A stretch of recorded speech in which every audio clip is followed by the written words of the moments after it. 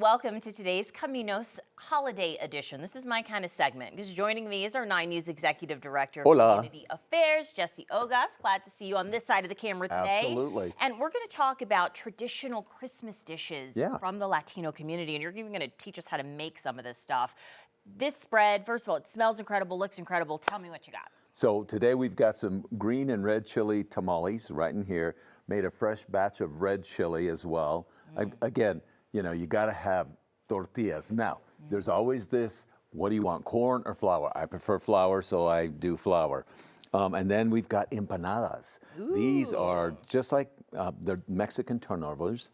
What's they're inside? Well, there's apple, there's pumpkin. Oh, these you are got the an apple sweet one. ones. Yes. Oh, okay. And cherry. And then right here are the bizcochitos.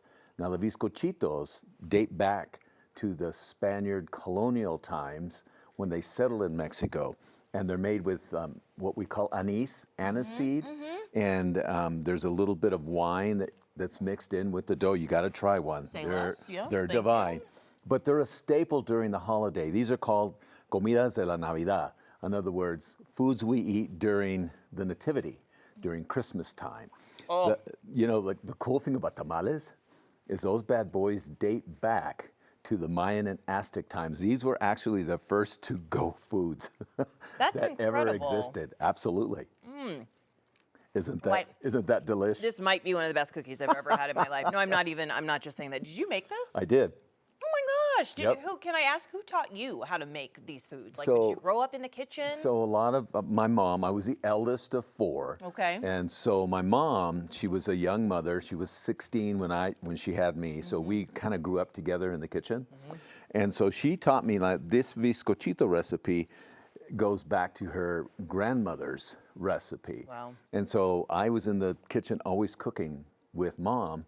And whether it was red chile, whether it was tamales, whether it was tortillas, or the empanadas, or the bizcochitos, these tamales and empanadas, I did not make. So I have to give a disclaimer to our audience. Okay. I do make them, they're divine, but I just didn't have time. So I went to La Popular, which is downtown Denver. Oh, nice. Great place to pick those up. But everything else, I did.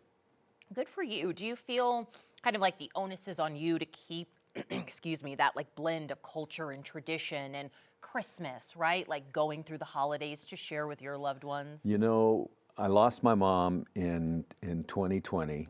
I'm sorry. We just did her 5-year anniversary.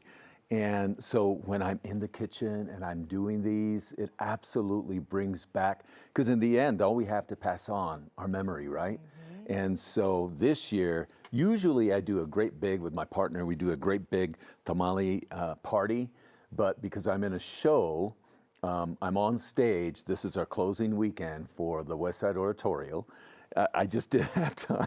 So otherwise I'd have been making tamales as well. But yes, it's an endearment, and for most of us, whether you're Jewish, whether you're Latino, whether you're African American, there are these dishes that bring back the essence of our ancestors, our parents, our grandparents. True. It's so true. Well said. What's your favorite dish? So for me, I love tamales, but my favorite dessert during Christmas is the bizcochitos. That's my absolute favorite. Okay, same. I'm going to go ahead and co-sign that. This cookie is so good. It's good. And, you know, for our viewers out there, so I'm going to dispel a myth for you. People say, are they better with lard or are they better with Crisco?